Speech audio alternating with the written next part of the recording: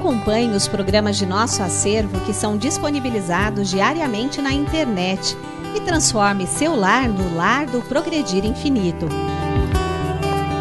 Inscreva-se em nosso canal no YouTube, youtube.com/Seitonoi Brasil. Curta nossa página no Facebook, facebook.com/SNI Brasil e acesse sni.org.br.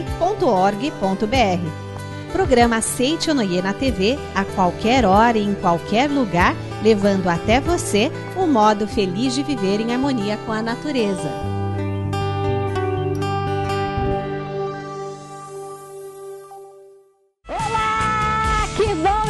Junto de você novamente aqui no programa para levar muita luz, muita paz para você. E para ligar direto à fonte de todas as bênçãos, entra no ar mais um programa Seitonoi, um modo feliz de viver. Doenças são, no fundo, desafinação da mente.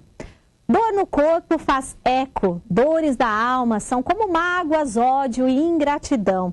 Essas causas mentais não passam de ideias que, ao serem eliminadas, fazem a saúde se restabelecer. Para esmiuçar esse assunto, vamos receber agora o preletor Heitor Miyazaki. Tudo bem, professor? Tudo Seja bem-vindo. Que bom, muito obrigada. Obrigado. O senhor? Tudo bem, graças a Deus. Que bom estarmos aqui novamente, né, professor? Para levar muitas dicas para as pessoas que estão acompanhando o programa lá em casa, né? Exatamente. Professor, ter orgulho, rancor, raiva, não está com nada hoje em dia, não é? E eu gostaria de fazer uma pergunta. E ainda que por cima pode também, todas essas situações podem causar, assim, uma tremenda dor de cabeça, né? Por que as pessoas ainda, apesar de saberem disso, ainda manifestam esses tipos de pensamentos? Muitas vezes a pessoa vive muito sugestionada, ou o ego fala um pouco alto, né? O orgulho, a vaidade, tudo isso prejudica. A pessoa muitas vezes sabe, mas o ego fala mais forte. Né? E o senhor vai esmiuçar todas essas questões para que as pessoas possam transcender todas essas fases da vida e manifestar somente a felicidade. Okay, exatamente. Que bom, professor. Por favor, fique à vontade. A partir de agora, você vai transitar por um mundo mais amplo, cheio de alternativas, pontes e saídas. Portanto, se está em alguma enrascada, não troque de canal, não. Uma resposta está pronta para você em nosso programa de hoje. Fique conosco.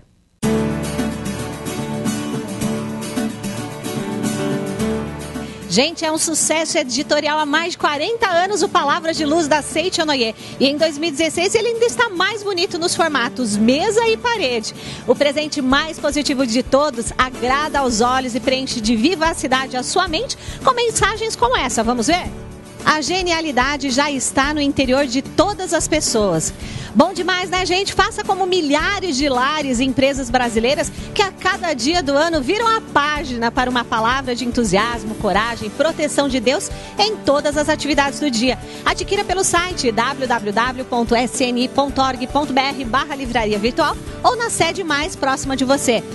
Não dê chance não para o estresse, a depressão ou a crise. Espante a má sorte e ilumine sua vida com Palavras de Luz 2016 da Seitonoi, o presente mais positivo de todos, para você.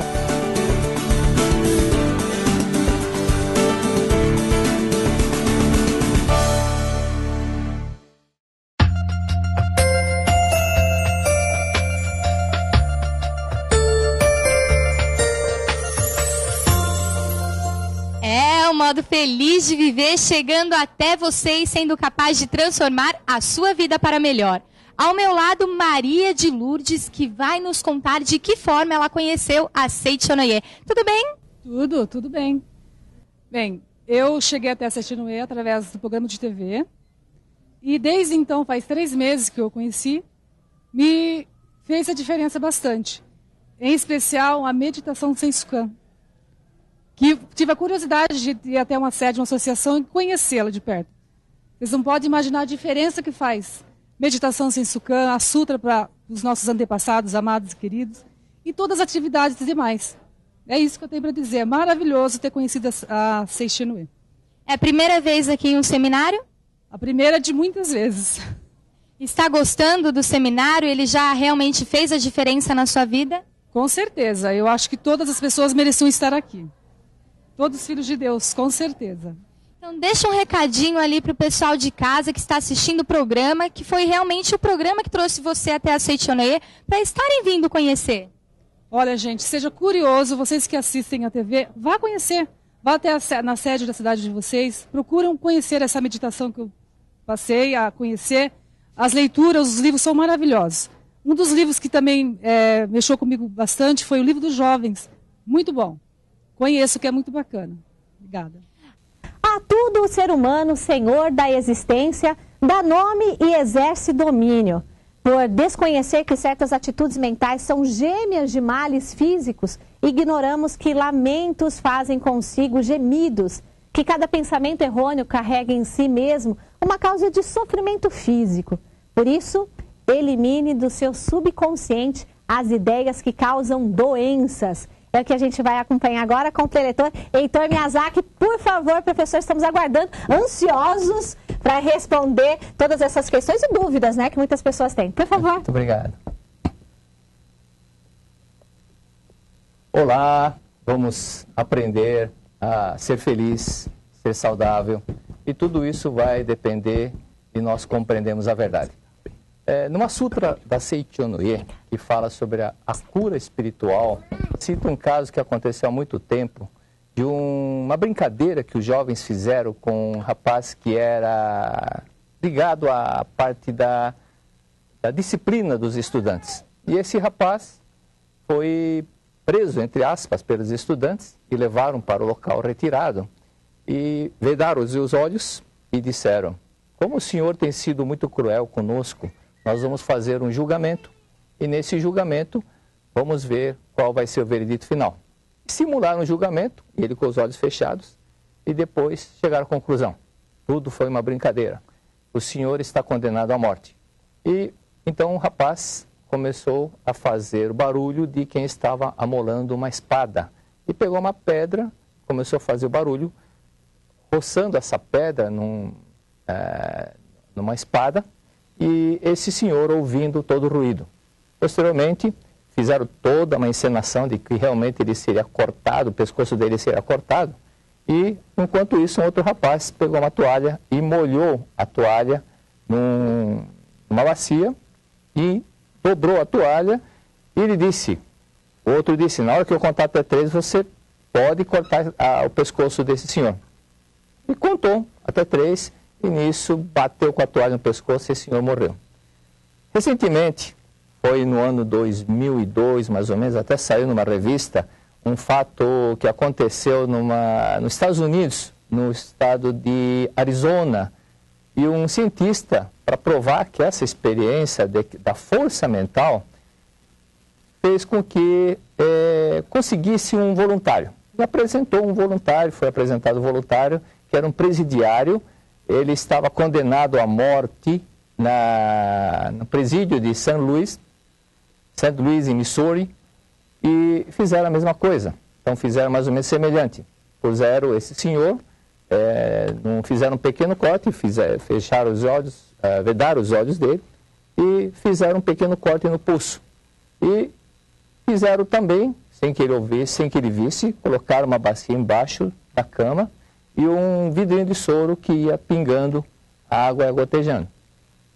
E ele pensou que aquele pingar, que aquela gota, aquele barulho que caía na vasilha fosse o sangue dele.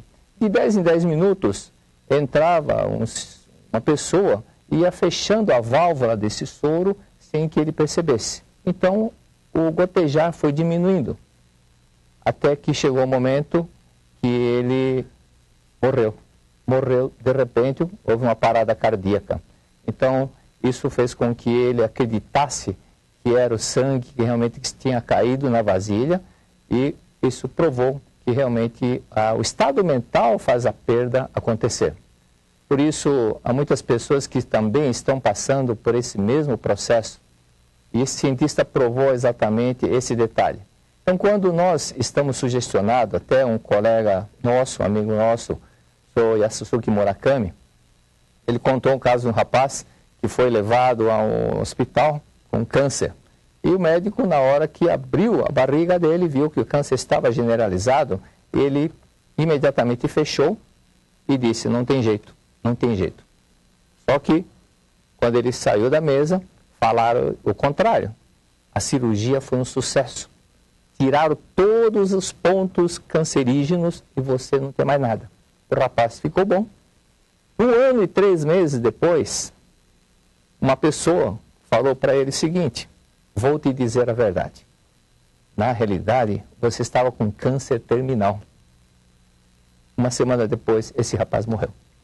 Da mesma forma que ele foi sugestionado quando o câncer estava na fase terminal, e ele acreditou e a doença desapareceu, ele acreditou também que a segunda palavra do rapaz que disse, olha, você estava com câncer, dele por medo, acabou morrendo.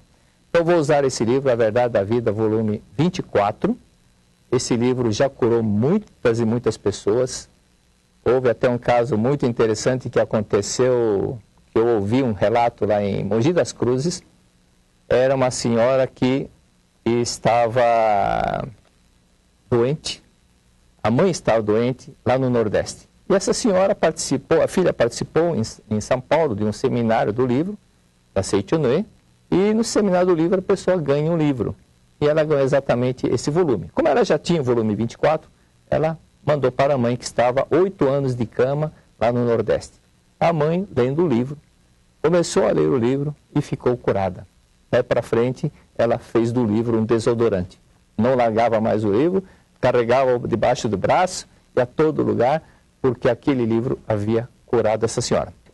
Na Verdade da Vida, esse livro, Verdade da Vida 24, na página 19, consta uma frase fantástica do Sr. Cartwright. Ele diz o seguinte, a imaginação tanto vivifica como mata. A imaginação tanto vivifica como mata. Imaginação vem da palavra vivificar, imaginar, da palavra imagem. Então, quando fala imaginar, você está criando uma imagem na sua mente. E a imaginação que você está criando na sua mente, tanto vivifica como mata. Ele diz, só da pessoa pensar que se curou, fecha-se a ferida que o bálsamo algum poderia curar. Só de imaginar. Então, isso acontece também. Até, não é um caso para você fazer, mas caso você já tenha até presenciado, pessoas que vão visitar um amigo, uma pessoa que está doente, e diz, meu amigo morreu com essa doença, pode ter certeza que esse doente vai ficar mais doente ainda. Ou, se você fizer o contrário, você disser, não, você está bem, seu rosto está bom, olha, sua fisionomia está diferente. O poder da palavra, o sugestionamento faz com que essa pessoa comece a ficar curada rapidamente. Nesse livro consta também, não é muito antiga essa história, um pastor foi levado a um hospital, ele estava sofrendo muito e debilitado, a um ponto de quase não poder levantar a cabeça. E dizia ter engolido uma ponte móvel, dente postiço. Esse dente postiço, na verdade, não podia passar pela garganta, mas ele acreditou nisso. E aqui menciona que ele foi para o hospital, o médico tentou convencê-lo de que ele não tinha nada, mas ele cismou, não, eu tenho esse problema. E sofria de dores, sofria com essas dores estomacais. Chegou um momento, 2 dias já internado, e pensando na cirurgia, o que aconteceu? A esposa lhe telefonou. Querido, achei a sua dentadura, estava embaixo da cama. Imediatamente a dor desapareceu e ele, com vergonha, saiu correndo do hospital. Então, da mesma forma, você que está em casa, doente, pratique o que nós vamos explicar. Primeiro detalhe, o homem é filho de Deus, portanto, jamais fica com nefrite ou qualquer doença. Isso é uma coisa que nós, muitas vezes, vamos criando por influência, por sugestionamento, por medo. O homem é filho de Deus, nós estamos falando na vida de Deus. Muitas pessoas falam o seguinte, a Seitonê fala que a doença não existe, mas a pessoa está doente. Sim. Falando em termos materiais, falando no corpo físico, a doença pode aparecer. Mas onde é que surgiu a ideia da doença? Foi na mente. Mas o que é que está na Bíblia? Deus criou o homem à sua imagem e semelhança. Se Deus criou o homem à sua imagem, à sua semelhança, Deus não criou nenhuma vida doente. Nenhuma vida doente, nenhuma vida imperfeita foi criada por Deus. Portanto, nesse aspecto, veja o seguinte, você também é vida perfeita de Deus. Aliás, um fato que aconteceu com um colega meu na empresa onde eu trabalhei, e ele tinha problemas de embolia pulmonar, e de vez em quando o ar saía pelo pulmão e percorria pelo corpo. E nisso ele sentia dores, essas dores que ele estava sentindo, fazia com que ele delirasse e ficasse hospitalizado 12 a 15 dias. Durante 12 a 15 dias, ele ficava hospitalizado para que o médico pudesse localizar a bolha que estava correndo no seu corpo e, com isso, com a seringa, extrair a bolha de ar. Mas durante esse processo era muito doloroso. E quando acontecia isso, o pulmão dele, do lado direito, parava. Em uma ocasião, era 6 horas da tarde, ele veio até a minha sala e, delirando, pondo a mão no peito e disse, olha, outra vez, ai. Eu delirando, eu vou para lá outra vez. Eu disse, meu amigo, eu te levei para Ibiúna, durante todo esse tempo você estava curado. Você esqueceu das palavras da verdade. Você está preocupado com o seu corpo carnal. Você está esquecendo da sua vida. Você está esquecendo que a sua vida é a vida perfeita de Deus. Você está olhando somente o corpo, mas esse corpo quem fez foi você. Quando você estava no ventre da sua mãe, inicialmente você era um óvulo. Um óvulo que foi fecundado por um espermatozoide que se transformou numa célula. Essa célula foi se multiplicando e transformou-se nesse corpo. Mas quem é que fez esse corpo foi você. Você ia e voltava para o ventre da sua mãe e foi confeccionando esse corpo. Mas esse corpo não é você, é produto da sua mente, da sua criação. Você, da mesma forma que o bicho da seda faz o casulo, você fez esse corpo carnal. Então você é o Criador. Você não é esse corpo. Você é vida perfeita de Deus. E nessa hora, ele olhou para um funcionário meu que estava do lado, sentado. O apelido dele era Marrom. E disse, você não acredita, você não acredita. Falou, calma, por que você está nervoso? Eu também acredito, eu conheço o tio Ney, também já fui para Ibiúna. Você não acredita, falando assim com uma tensão. Calma, acredito. Por que você está falando assim? É que a bolha de ar acabou de sair pela boca e o pulmão voltou a funcionar. Enquanto ele estava pensando no corpo, preocupado com o corpo, com medo da doença, a doença continuou. Na hora que eu disse, você tem que acreditar que você é vida perfeita de Deus. E não existe vida imperfeita e nem vida doente. E Deus não criou nenhuma vida adoecível. Segundo detalhe, você é filho de Deus e é possuidor de uma força infinita. Quando nós falamos força infinita, não é no sentido de carregar peso, mas é a capacidade, é a vida infinita, é a vida eterna, a vida indestrutível que é você. Portanto, por mais que você trabalhe, por mais que você se dedique a um estudo, você não se cansa. Aliás, quando eu estava no cursinho, eu utilizei muito essa mentalização. Todos os dias, eu dormia somente 3 horas por dia.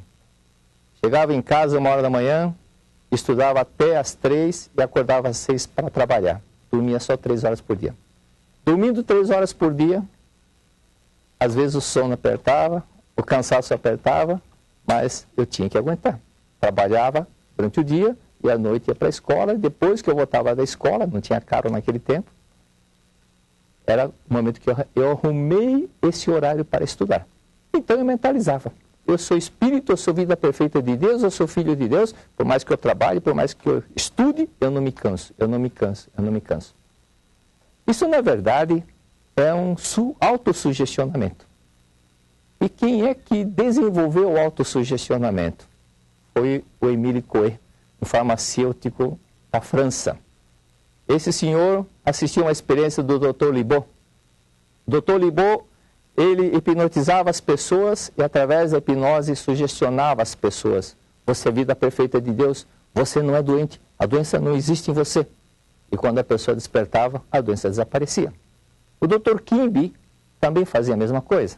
Ele hipnotizava as pessoas e através da hipnose sugestionava as pessoas dizendo, você é vida perfeita de Deus, você não tem doença.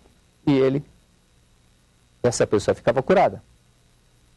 Mas Emile Coué notou o seguinte: somente 10% das pessoas tinham condições de serem hipnotizadas. Somente 10%. Mas os outros não tinham condições. E o que aconteceu? Então ele pensou. O autossugestionamento, o sugestionamento que as pessoas faziam, nada mais é que jogar para o subconsciente da pessoa aquelas palavras da verdade. Então Emile Coué procurou desenvolver o autossugestionamento. Então ele disse, eu não inventei o autossugestionamento, eu apenas reutilizei aquilo que a Grécia Antiga já utilizava. Por isso, a todo momento, ele ensinava, assim que acordar, assim que você acordar, na hora que o consciente estiver sonolento, repita palavras para você mesmo. As mesmas palavras, sou filho de Deus, sou jovem, sou filho de Deus. Repita, sou filho de Deus, sou vida perfeita de Deus, sou saudável, sou saudável. Experimente fazer isso. Normalmente as pessoas que estão doentes ficam pensando o contrário. Ah, estou doente, estou doente, estou doente. Outros ficam lembrando da ave que tem nos Andes, fica com dor aqui, com dor ali. Então, não é esse o caminho. Outro detalhe, aprenda a sorrir mais. Aprenda a sorrir mais. Sorria e ria. Mas não ria das desgraças alheias. Não ria do time, do amigo que perdeu. Né? Aprenda a ser criança. Aprenda a ser criança. Nós precisamos pensar, voltar a mente para aquilo que é saudável. E ter sempre disposição de jovem. E pense na vida perfeita que você é. Ok? Muito obrigado. Professor, que bom, né? Muito obrigado. Por favor, venha cá. Professor, com certeza as pessoas colocando em prática todas essas dicas que o senhor deu, muitas coisas mudarão na vida delas, né, professor? Exatamente. As pessoas normalmente voltam a mente para o lado onde possa até prejudicar a saúde, esquece da vida dela, né? É verdade. Muito obrigado, professor. Fique à vontade. Muito obrigado. Então, nós vamos agora para um momento muito especial, o nosso momento de reflexão. A decadência não se aproxima das pessoas que trabalham. Muito obrigado. Dinamize sua capacidade.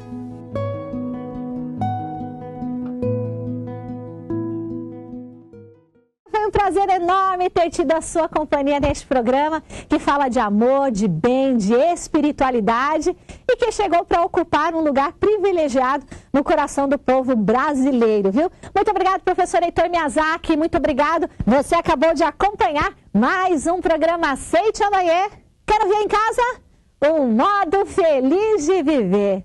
E olha só que interessante, cada pensamento bom sintoniza com cada sonho universal de uma vida mais justa, mais livre, mais plena. Por isso, elevemos nossa mente à frequência da vontade de Deus. Em nosso momento de oração, você que está em casa, no trabalho, não importa onde você esteja, fique em posição de oração e pode ter certeza que muitas coisas boas se manifestarão na sua vida. Muito obrigada.